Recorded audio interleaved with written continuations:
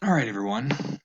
In preparation for the quiz that I'm going to send you home over break with, I wanted to kind of go through at least a basic first lecture of chapter one. As I said to you in class live, I think lecture is actually one of the things I take the most pride in because I was a theater nerd in high school and I love the performing and storytelling and kind of bouncing around and dramatic hand motions I get to do while hopefully kind of enwrapping you in these stories. But it's a little harder on Zoom, and I'm going to do my best. Though I will fully admit that my kids are upstairs asleep above me, so I got to keep my voice down and not let myself get out of control. That said, I want you guys to be taking notes in your notebooks as I go through this lecture. Once we finished, you are going to upload pictures of your notes to satisfy tomorrow's class grade. All right, here goes. First question.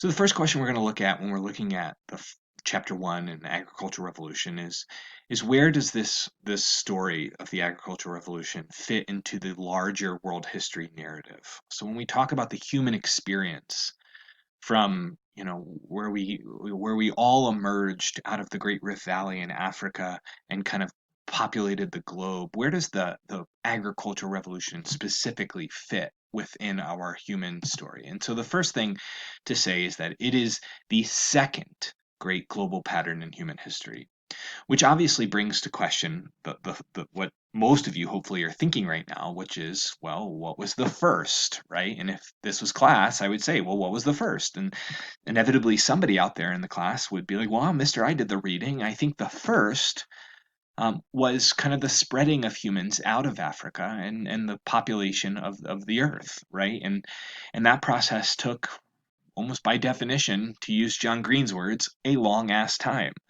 right? But about 4 to 6,000 years ago, although beginning a little bit earlier, about 12,000 years ago, we started to see a pattern emerge within human societies in multiple places around the world at roughly the same time, where they began to kind of abandon their hunting and gathering ways. And so this revolution that transpired in China and South America and along the Tigris and Euphrates rivers in the Middle East and along the Nile in North Africa, this revolution that happened was a movement towards settlement and the actual development of agriculture, right? The keeping of animals, the growing of domesticated crops. And we refer to this period in world history as the Neolithic period. Neolithic meaning new, neo, new, and lithic meaning stone, right? So Neolithic, it's the new Stone Age. So what was it, right? What's the next question here? What was the agricultural revolution? And the pictures on the left will give you a pretty good guess as to what it is. What was it a revolution of? It wasn't a revolution against a king. It wasn't a revolution against an empire. It wasn't a revolution against patriarchy and down with the man. It was a time of quite simply a revolution in the way we lived our lives. It was a time where humans deliberately domesticated certain plants and animals. And I think that the concept of domestication is a really interesting one that, if we were live and had 60-minute class periods, I'd tell you a big story about how we turned a grass with basically nothing into corn and giant ears of corn.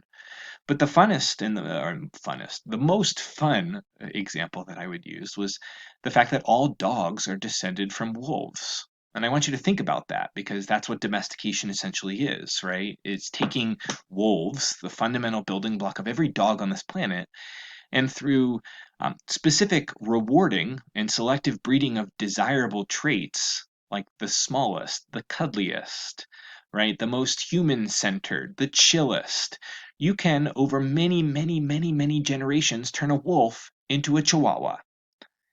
By the same token, we can turn, wild grasses and wild plants into tomato plants that grow in our garden with tomatoes the size of my face. When tomatoes originally were thought to be, all evidence points to, about no bigger than the size of your pinky fingernail. But humans selectively bred plants and animals for desirable traits. The chillest wolves, the most milk producing cows, right? The slightly bigger like pieces of grass for wheat. And you keep doing that long enough and you can turn them into now like crazy milk cows that if they don't get milked every 2 days, they die from infection. And so this period of deliberate domestication of plants and animals replaced Paleolithic hunting and gathering areas in most parts of the world. I want to be very careful here in saying that this revolution, while it was enormously successful and covered a huge part of the world, it didn't cover everywhere. We had hunting and gathering societies exist well into even today in remote parts of the world. But by and large, this period replaced Paleolithic hunting and gathering. And from its beginnings along the Yellow River in China and the Nile River in Africa and the Tigris and Euphrates rivers in the Middle East and in Central America and around the Yucatan in Central America, it took roughly 10,000 years to spread out from those epicenters of the agricultural revolution and the first agricultural processes. It took about 10,000 years to truly go global. And so, where and when did it begin? Right? And if you've done your reading, you probably know the answer to this question. And if you watch the crash course video, you probably know the answer to this question. But the interesting thing for the agricultural revolution is you cannot point to a single epicenter and say it began here and spread outwards. Because more accurately, agriculture developed independently in a bunch of different parts of the world, right? It developed around the sweet potato in West Africa and cattle in North Africa and um, squash and corn in Central America and wheat and barley and like all of the cereal crops of the Middle East and rice in China.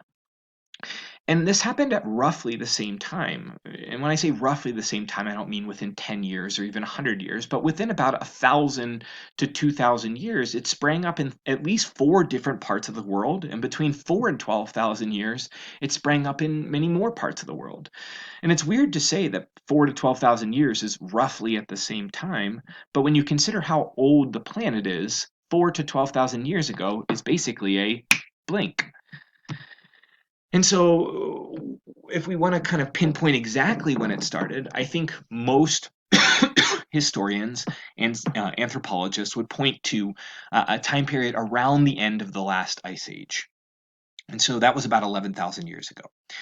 And the Ice Age would not have been a time favorable to agriculture. It was a time favorable to animals, but it was a time of where a lot of the moisture of the world was locked up into frozen ice caps, and so rain. It was dry and generally cold, and didn't have the soils and the moisture needed to farm. And so when the ice age began ending and the polar ice caps began retreating and glaciers began melting, we started to see atmospheric conditions that were far more favorable for plants. And plant growth around the world really took off. And for human societies that paid attention and started watching these plants over many, many, like dozens, if not hundreds of generations, they started to notice that certain plants could be kept, right? And so this was especially paid attention to because nothing drives human innovation quite like an empty stomach. And so with the ice age ending, we started to see animal species like large deer species and bigger elk species that were common in the ice age and woolly mammoths. We started to see those animals go extinct as hunting and gatherers hunted them to extinction. And so what do you do when your number one food source is no longer available? Well, empty stomachs provide great incentive to innovate. And so humans started to look for other food sources. And it should also be said, right, that these two processes, the first great pattern in human history, which is the settlement of the earth, and the second being the agricultural revolution, they did overlap, right? If the agricultural revolution began 11,000 years ago, there was definitely some parts of the world where humans were still migrating to, Homo sapiens were still migrating to. And so the next question we want to look at here is how did it go global? How did it spread out from these epicenters of agriculture? And so the first thing here is that trade, right? And there's your E on the spice chart, right? The interactions and communications of neighboring groups, largely through trade, right, would have distributed ideas. And that's a great truth of our course that, if I encounter along the Silk Road somebody and I say, hey, I'll trade you some of my silk carpets for some of your, porcelain, right? That's not usually the only thing that trades hands in that transaction. We also see disease be passed in those types of interactions. We see religion be passed in those types of interactions, right? I mean, Buddhism spread along the Silk Road more than carpets or porcelain or tea or anything else. We see Islam spreading across the Indian Ocean trade network, right? And so, the interaction in trading of neighboring groups also spreads ideas and religions and philosophies. And in this case, it spread agriculture. Historians also believe that, with agriculture and the domestication of crops and the building of a surplus, right, where you're actually storing grain that can be stored over many years and compensate even if there's a drought or a really bad weather system, that the storage of a surplus allowed for the expansion of human populations. As we saw yesterday, not necessarily healthier populations, but definitely larger populations. And so, as populations were growing, we started to see people say, there's just too many people in this little village. We don't have the food to support. I guess it's time to pack our bags and move a little bit down the road. And so, as human populations are growing and therefore expanding, we started to see agriculture being transported further and further away from these epicenters, where then it goes into communication with more neighboring groups. And so another one of the big trends of our course is we see oftentimes conflict between agricultural peoples, meaning the hey you kids get off my lawn types of peoples that fence their land and say you're stomping on my plants.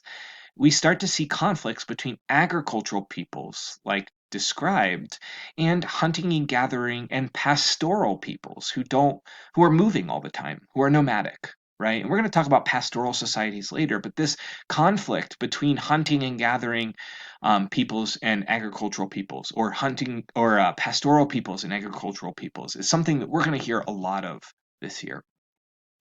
And so, as agriculture is spreading with these peoples around the world, out of China and out of the Middle East and out of North Africa and out of West Africa, we also see that in addition to agriculture and religion, we also see the spread of root languages. And so, really interesting, and we could dive into this, deeper maybe later in the years, is how many of our languages across Afro-Eurasia all descend from Indo-European languages that linguists have really pinpointed as beginning in Turkey and kind of Central Asia. And we also see, how many languages in West Africa or not West Africa, in Africa in general, are Bantu oriented, with Bantu language bases basically all starting in West Africa and expanding to cover the continent. We see Asian languages move out of China and into Southeast Asia. Nowadays, they're barely recognizable, but if you're a linguist who knows what you're talking about, you can basically study and find these similarities. And so languages spread, agricultural spread as people moved. What were the effects of agriculture? And this is really where we're going to focus in today's lecture, right? Because cause and effect and causation is actually the name of the skill. Causation is a huge tested skill on the AP exam at the end of the year, right? How did A lead to B? Or how did B lead to C? Or if C happened, then D followed. This is the skill called causation. And so what happened and what did agriculture and the development of it lead to? And so for that, we're going to look at a list of things here, and I'm going to go into greater detail explaining them. First, we obviously saw rapidly growing populations. If you were to look at a global human population chart for the millions of years prior to the development of agriculture, it was very flat. People died young and often and were preyed on by predatory species, and life was difficult.